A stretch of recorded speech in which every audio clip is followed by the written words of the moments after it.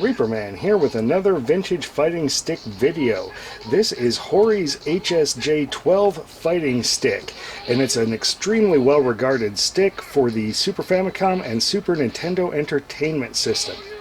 Now, before we get started, let me just point out that future Reaperman has probably chaptered this entire video out, so feel free to skip around. And the reason I point that out is, unlike most of these sticks, I've actually got the box, so we're going to take a quick box tour.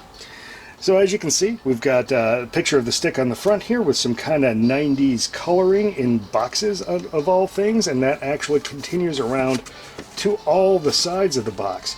On the back, they point out some important things, turbo and hyper functions on all of the buttons.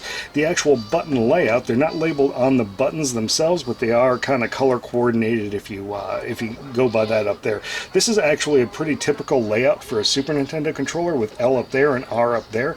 That is not Super Nintendo's default control scheme, though. We'll get into that a little bit later.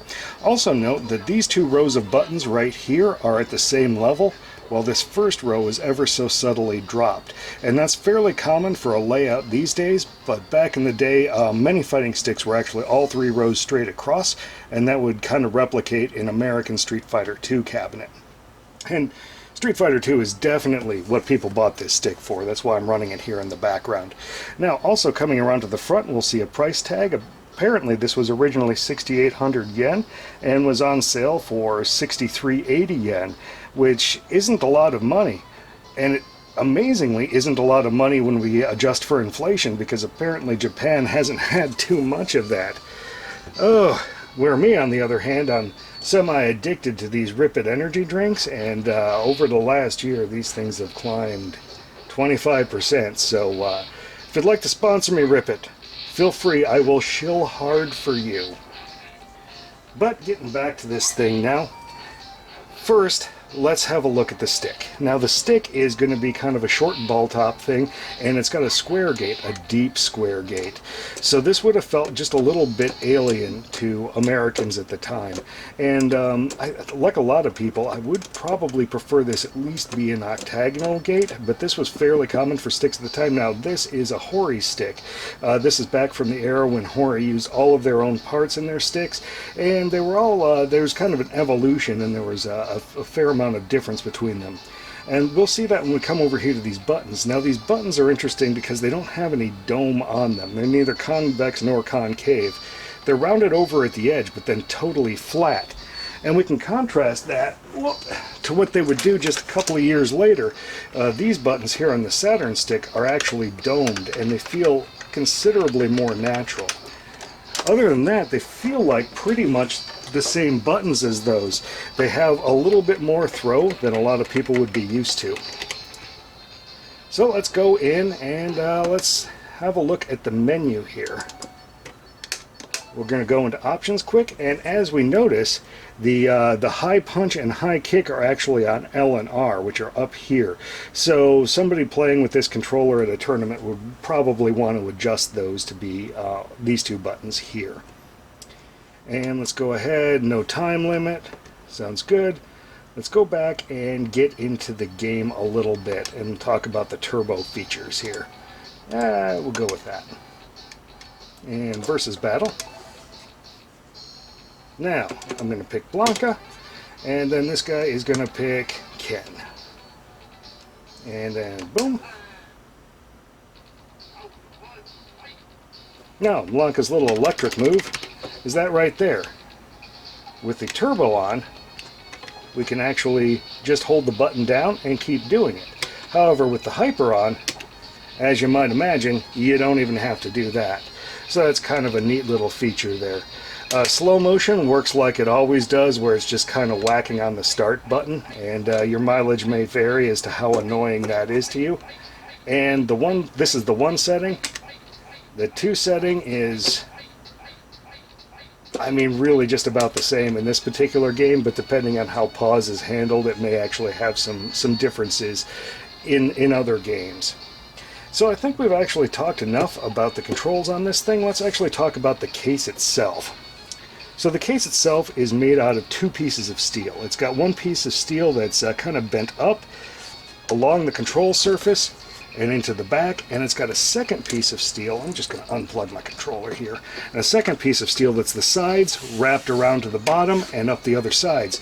And if you notice, my sides and bottom panel are actually quite rusty, and there is really no visible rust on the top panel, but we will check that out when we get inside. And as always, we do get inside these things. So yeah, let's go and find the screws. Interestingly, the screws on this are going to be 2 on the back and then 2 on the front, and then presumably these 2 panels will separate. And a quick cut later, and we've removed all the screws from this thing, so let's separate the 2 pieces of sheet metal. And the inside of my rusty bottom and sides is also rusty, though not to the same degree, just little pin pricks through the paint. And over here on my top, front, and back, it is also clear of rust, so that kind of continues on through. Now, this stick here is very much its own thing. It's clearly not a JLF clone. It may be a little closer to this Saimitsu that I happen to have laying around. I don't have a spare JLF to compare to. Clearly it's borrowed a few ideas, but it's very much its own thing. In fact, I think that after a while, Hori buttons actually became an option for people building their own sticks. The buttons are all soldered to this board. They're the big solder points at those 6 spots, and they're actually, you're definitely not going to be able to see it, but they're actually snap-in buttons, which is kind of interesting. It doesn't look like they're really meant to be removed, though. They're a snap-in that, yeah, they're going to come out, but let's not do that. Another interesting thing is up here on the actual turbo board assembly here, it's actually got labels for all of them. Oh yeah, and it pokes out too. But yeah, it labels them as off, turbo, and hold, and they're labeled in English. Also, the full pinouts are listed down the side next to the wiring harness there, so that's kind of interesting. So I think that's probably a pretty complete tour of the inside of this thing. Let's get it up on the big screen and have some fun with it. Okay, got it up on the big screen, and I know what you're thinking. You're thinking, hey, Reaperman, that's not a fighting game. But if you know me, you know that I'm no good at fighting games, and I don't actually like them all that much, so I play shmups and racers with my arcade sticks. Now, immediately, the things that strike me about this stick while I'm playing are that the shaft is awfully short. Ha ha ha, on the actual lever portion is shorter than I'm used to with Japanese sticks in modern times, actually.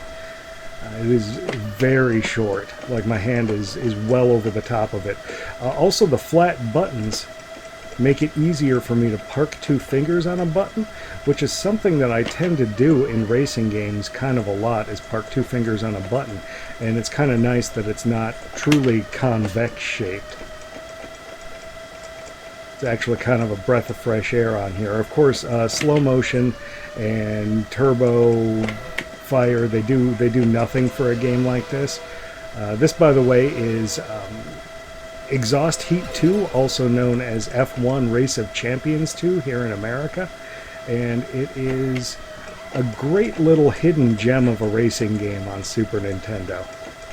It's got a special chip in it that seems to perform about like the one in Mario Kart or F-Zero does, but it is not. It is a very specific chip for this one game, and because of that, a lot of things can't run this game, as in flash carts, that kind of thing. Because, you know, why bother doing a chip that's only got one game for it? But yeah, there's a wide track variety in here, and there's 3 cars to drive. There's an open wheel, 2 open wheels, and a prototype.